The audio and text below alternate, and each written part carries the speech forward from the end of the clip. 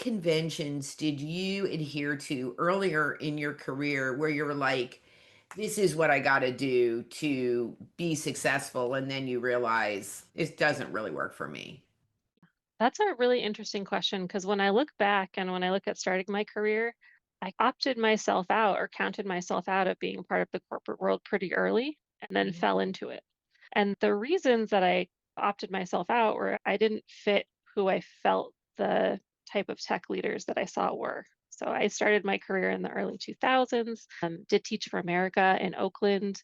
And across the way, there was this big tech boom in San Francisco, right? And but tech bros were a thing then too. It's a stereotype, but there were just lots of recent grads, mostly guys, getting a lot of money, having silly parties. And then my Teach for America folks and I are across the water, just cranking away in inner city schools trying to teach algebra, right? So it felt like a whole different world in terms of access. But looking back, when I thought about who I would have to be to play in those environments, it would be someone who just loved money and I'm not saying I Ah, don't like money, but I thought that had to be like your North Star for living to want to do a corporate job like that.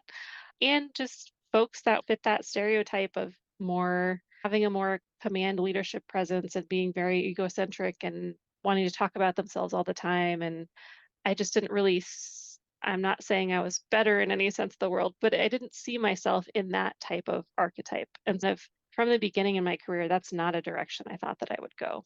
you hit on a point which I think is such an important thing for us to talk about, which is what does a leader look like?